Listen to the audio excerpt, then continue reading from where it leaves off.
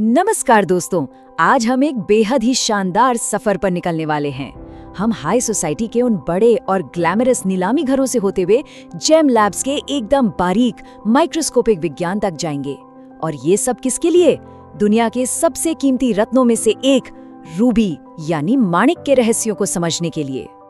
अब जरा इस नंबर को देखिए, $34.8 मिलियन। ये कोई आम रकम नहीं है। ये एस्ट्रेला डिफोरा नाम के रूबी की नीलामी की कीमत है। सच में इसने दुनिया का सबसे महंगा नीलाम होने वाला रूबी बनकर इतिहास रच दिया। ये भारी भरकम कीमत हमें बताती है कि इन रत्नों के पीछे असल में कितना बड़ा वित्तीय दांव लगा होता है। और इसीलिए रूबी को यूं ही नहीं बल्कि रत्नों का राजा कहा जाता है। इसका इतिहास और इसकी अहमियत दोनों ही बहुत गहरी हैं। उदाहरण के लिए 25 कैरेट के सनराइज रूबी को ही ले लीजिए। ये प्रति कैरेट $1 मिलियन से भी ज्यादा की कीमत पर बिका था। अगर हम इसी आकार के नीलम यानी सफायर से इसकी तुलना करें तो रूबी की कीमतें सच में सारे रिकॉर्ड तोड़ देती हैं। ये सिर्फ एक पत्थर नहीं है बल्कि प्रकृति का एक बहुत ही दुर्लभ अजूबा है।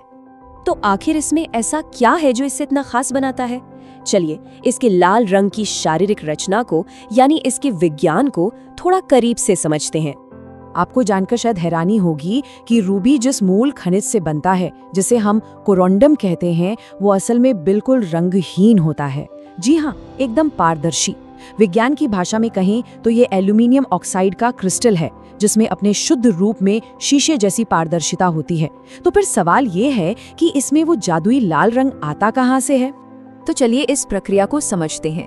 जब ये कोरंडम बन रहा होता है तो कभी कभी क्रोमियम का एक बहुत ही मामूली सा हिस्सा एल्यूमिनियम के परमाणुओं की जगह ले लेता है। ये क्रोमियम क्रिस्टल के अंदर के स्ट्रक्चर को थोड़ा सा बदल देता है। इसके बाद ये पत्थर बैंगनी और पीले हरे प्रकाश को सोखने लगता है और बदले में 694 नैनोमीटर की एक चमकदार लाल रोशनी छोड़ता है। यही वो पूरी केमिस्ट्री है जो उस एकदम परफेक्ट चमकते हुए पिजन ब्लड लाल रंग को जन्म देती है, जिसके लिए लोग दीवाने हैं। लेकिन यहीं पर एक बहुत बड़ी बहस शुरू होती है। आप सोच रहे होंगे कि रूबी और पिंक सफायर में क्या फर्क है? असल में ये तय करना बहुत मुश्किल और विवादित है कि किसी रत्न को रूबी कहलाने के लिए उसका रंग कम से कम कितना गहरा होना चाहिए। रंग की बस एक बेहद बारीक सी लकीर ही ये तय करती है कि कोई पत्थर एक अमूल्य रूबी है या फिर कम कीमत वाला पिंक सफायर। एक ही चीज से बने होने के बावजूद सिर्फ एक नाम के अंतर से कीमत जमीन से आसमान पर पहुंच जाती है। तो अब बात आती है कि इस पिजन ब्लड रंग की कीमत आखिर तय कैसे होती है। चलिए मार्केट में चलते हैं। किसी भी रूबी की कीमत आंकने के लिए ये 4C सबसे ज्यादा मायने रखते हैं: कलर, क्लैरिटी, कट और कैरेट यानी उसका वजन। वैसे तो ये चारों ही बहुत जरूरी हैं, लेकिन एक चीज जो सबसे ऊपर है वो है इसका रंग। वो गहरा जीवंत लाल रंग ही वो इकलौता फैक्टर है जिसे पूरे बाजार में सबसे ज्यादा अहमियत दी जाती है। बाकी सब कुछ इसके बाद आता है। रंग के अलावा इसके आकार का भी बहुत बड़ा असर होता है।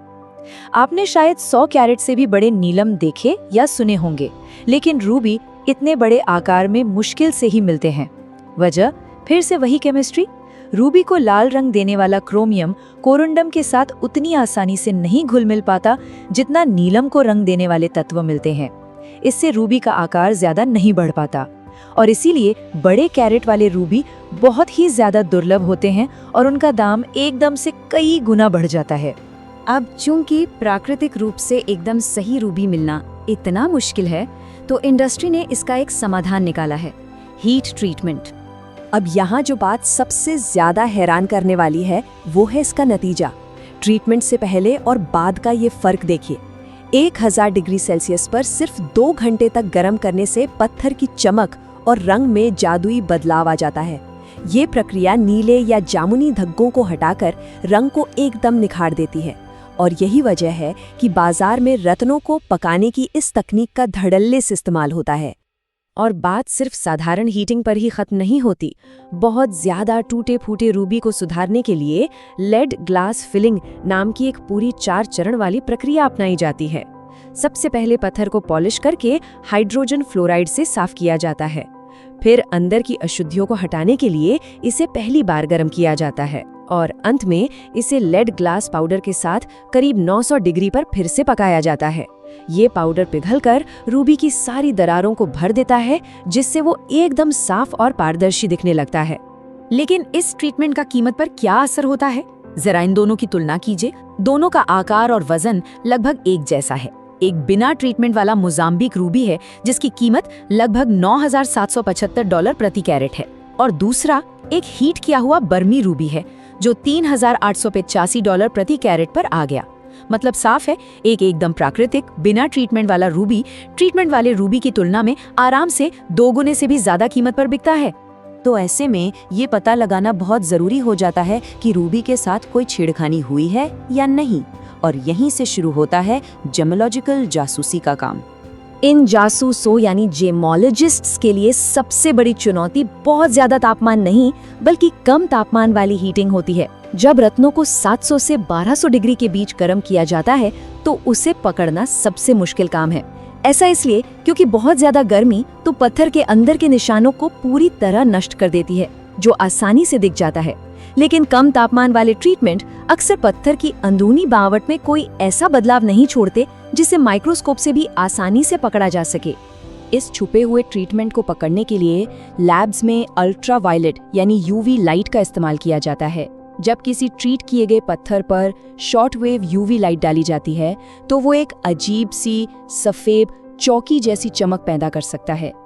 ये इस बात का इशारा है कि रत्न को शायद गर्म किया गया है। लेकिन मुश्किल ये है कि ये तरीका भी 100% पक्का नहीं है, क्योंकि कभी-कभी प्राकृतिक बिना ट्रीटमेंट वाले पत्थर भी ऐसी ही सफेद चमक दे सकते हैं। और जब माइक्रोस्कोप और यूवी लाइट से कोई साफ जवाब नहीं मिलता, तब विशेषज्ञ इंफ्रारेड स्पेक्ट्रोस्कोपी या FTIR का सहारा लेते हैं, और ये परिणाम बहुत ही शानदार तरीके से दिखाते हैं कि ये काम कितना पेचीदा हो सकता है। यहाँ मिलने वाले नतीजे इस बात पर निर्भर करते हैं कि मशीन कितनी संवेदनशील है और पत्थर को मशीन में किस दिशा में रखा गया है। जरा सी दिशा बदली या मशीन अलग हुई तो परिणाम बिल्कुल अलग आ सकते हैं। है ना कमाल की जासूसी? तो इस पूरे विज्ञान, जासूसी और करोड़ों डॉलर की नीलामियों को समझने के बाद हमारे सामने एक बहुत ही गहरा सवाल खड़ा होता है। अगर हम लैब्स में मशीनों और गर्मी का इस्तेमाल करके सबसे परफेक्ट लाल रंग बना सकते हैं, तो एक रूबी की असली कीमत आखिर कहाँ है? क्या वो इंसानों द्वारा बनाई गई उस बेदाग परफेक्ट सुंदरता में है, या फिर जमीन के भीतर लाखों सालों में रचे गए इसके अपने प्राकृतिक थोड़े से अपूर्ण इतिहास में? जरा सोचिएगा इस बारे में। इस विचार के साथ हम आज का ये विश्लेषण यहीं खत्म करते हैं।